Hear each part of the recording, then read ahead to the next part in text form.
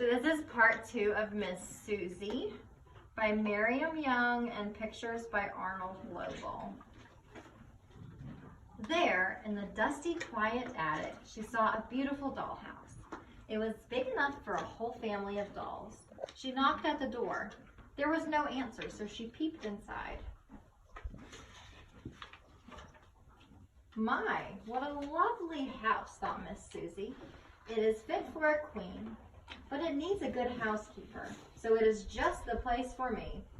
The flowered carpets were covered with dust, and cobwebs clung to the gold chandeliers.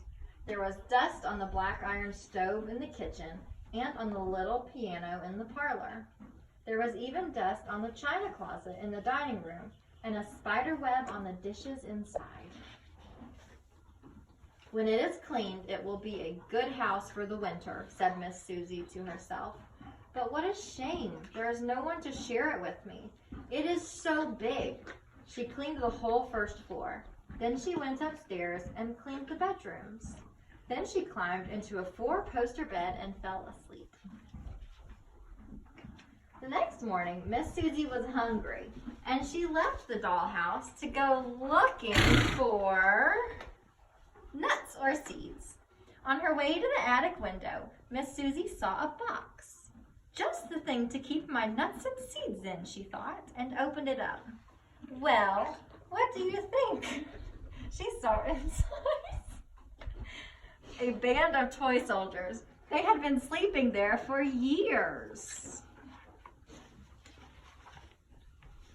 Thanks for setting us free, said the captain, and now I need a place for us to live.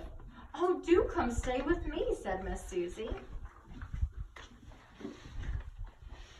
So the toy soldiers marched into the big dollhouse, and Miss Suzy took care of them like a mother. She cooked their meals in the little kitchen and served them in the dining room. At night, she told them stories and tucked them into bed. The soldiers were very happy, and most of the time, Miss Suzy was happy too, but not always. Sometimes she looked at the flowered carpets and the real china dishes and the gold chandelier, and she sighed, thinking of her plain moss carpet and her firefly lamps and her acorn cups. One night in spring, instead of telling the soldiers a story, she told them about her old home in the oak tree. Then she told them how the red squirrels had come and chased her away, and a tear rolled down her furry cheek. Late that night, the captain woke his men and gave them their orders. There were only 5 of them, but they were very brave, and their hearts were full of love. After all, Miss Suzy had cared for them all winter. They marched up to the oak tree and scaled its trunk. The red squirrels were, as usual, fighting among themselves. They were making so much noise that they did not hear the soldiers until it was too late. This is Miss Suzy's house, said the captain, drawing his sword. Will you go peaceably, or must we fight? The red squirrels looked at the soldiers with their shining swords and brave faces, and one by one they scurried, head first, down the tree. And don't come back, shouted the captain. Miss Suzy was overjoyed when she heard she could move back into the tall oak tree. She thanked the toy soldiers and made them promise to come for dinner once every week. Then the soldiers waved goodbye and marched off through the forest, singing merrily. Miss Suzy had to work hard to make her old home as neat and cozy as it had been before, but she didn't mind.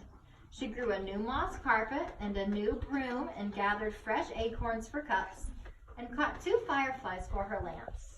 At last, she had everything in order. That night, when she went to bed, she was very tired, but she looked through the branches and she could see 1,000,000 stars.